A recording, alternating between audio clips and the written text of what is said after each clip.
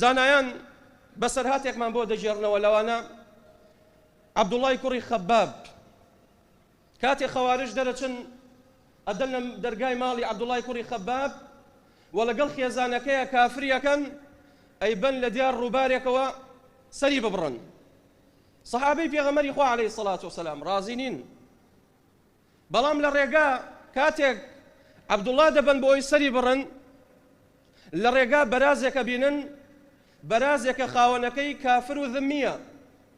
یەشێک لە خەواریجەکان بە شمشێرەکەی بەرازەکە بریندارەکات لێدات.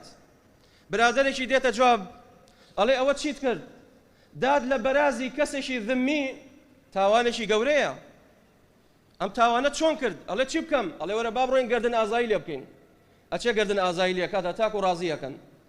دەی بەڕێدا ئەکەون لە ڕێگا دەنکە خوورمایەکە بینن. یەشێک لە خەواریجەکان ئەو دەنکە خوورمایە کاتە دەمی بۆی بیخوات. هاوڕێکەی ئەڵێ چۆن ئەو دەنکە خوورمایە خۆی؟ ئەمە کەس نازانێ خاوەنی کێیە، کێ ناڵێ خاوەنی نییە، چۆنەی خۆی؟ یەکسەر ئەیتفێنێتەوە فڕێدات. ئەمانە لایەن گەورەیە، بدەی لە بەرازێک گەورەیە لایەن.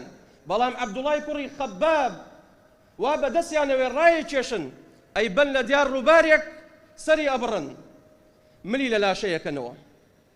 ئەوجا دێنە لای خێزانەکەی کە دوو گیانە، ئەڵێ تەقوای خواتانە بێ، من ئافرەتێکم زەعیفەم، واز لە من بێنن، ئەوە پیاوەکەمتان کوشت، ئەی من بۆ کافرم؟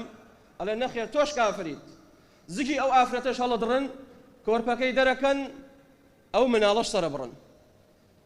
ئەوە ئیشی خەوارجە، دڵڕەقن، بەزەییان نییە، ڕەحمیان نییە. بەڵام پێغەمبەر و سەحابە وەڵڵاهی زۆر بەڕەحم بوون، قەت هەڵ نەخەڵەتێن بەوان کەوا بزانن ئەوان ئیسلامی ڕاستەقینەن. نا وەڵڵاهی ئیسلامی ڕاستەقینە نین. و قسەیەک کە لەم سەردەمە ڕوویدا، کاتێک ئەمر دەرەکەن یەشێک لەو خەواریجانە ئەبێت ئافرەتێک سەر ببڕن، قەرار دەرەکەنەوە ئافرەتە دوای ئەوەی کە ملی لە لاشەیەکەنەوە سەرەکەی دائەنەن.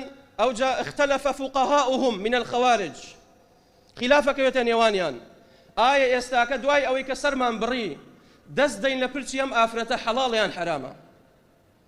سەربڕینەکەی لا قورس نییە، چکە بە مرتەدی ئەزانێت، بە کافری ئەزانێت.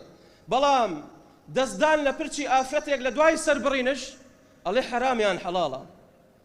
ئەوە ئیشی جەهل و نەفامی خەواریجە. بۆیە براکانم بەڕاستی هەرچەندە باسییان کەن مێژویان ڕەشە، بەسەرهاتیان تەواو نابێت چیان کرد لە عەهدی ئەمەویەکان، لە عەباسیەکان، و هەتاکو ئەم سەردەمە ئومەتی ئیسلامی بەدەستی خەوارج دەناڵێنێت. لەوانەیە ئەوجا کەسێک بڵێ ئێبا ئەوان بێمە بڵێن کافر، ئێخۆ بە قسەی ئەوان ئێمە کافر نامین، گرنگ ئەوەیە لای خوای گەورە موسڵمان بین. بەڵام بەوە ناوەستن کاتێک کافرتەکەن ئەو کاتە مەرحەلەی دووەم دێت، استحلال الدم والعرض والمال. ئەوجا خوێنت حەڵاڵەکەن، ئەوجا ماڵت حەڵاڵەکەن، ئەوجا عرض و ناموسشت حەڵاڵەکەن، وەکو چۆن بە چاوی خۆمانەی بینیم. کافرتەکەن و ئەبێش وازت لێ نانێ ئیلا بێ سەرت ببڕێت، بتکوژێت. پێغەمبەری خوا صلی الله علیه وسلم کاتێک باسی سەربڕینی حیوانمان بۆکە ئەفەرمێ بەڕەحم بن بەرامبەر ئەو حیوانە، لە پێش چاو حیوانێتە سەری مەبڕن. ئەفەرمێ ئەو چەقۆیە تیشکەن بۆ ئەوەی زوو ڕوح لە لاشەی دەربچێت. بەڵام ئەمان دێن واللهی بە چاوی خۆم بینیمە بەردێک دائەنات، چەقۆکەی بەدەست ئەیداتە بان بەردەکە کولیەکات بۆ ئەوەی ئەو ئینسانە زیاتر عەزیەت بخوات. ئەمە لە کوێی دینە ئەمە هاتووە؟ حیوانێک خوای گەورە ئەفەرمێت چەقۆکەی بۆ تیشکەن و لە پێش چاو حیوانی تر سەری مەبڕن، بە بەزەیی بن.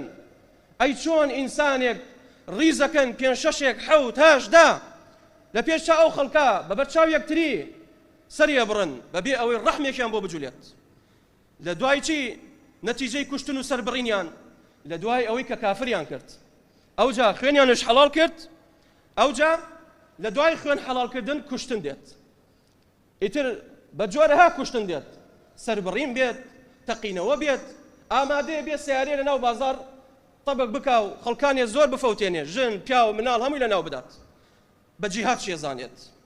ئەوە پیا و ژن باشە، ئەوە لای ئەوان کافرن. ئەو مناڵە پێغەمبەری خوا صلی الله علیه وسلم فەرمێ رفع القلم عن ثلاث، قەڵەم لەسەر سێ کەسەڵ گیراوە. یەکێک لەوانە مناڵە هەتاکو بالغە بێت. ئەی ئەمە بۆ کافرە؟ نا، ئەمە ئێمە ئەیان کوژین، ئەو کاتە یوبعث على نیاتهم، هەر کەسە لە جۆرەی نیەتی خۆی خوای گەورە حەشریان ئەکات مسلمان بێت بۆ بەهەشتە و کافرش بێت بۆ جەهەنەمە والله خبتم وخسرتم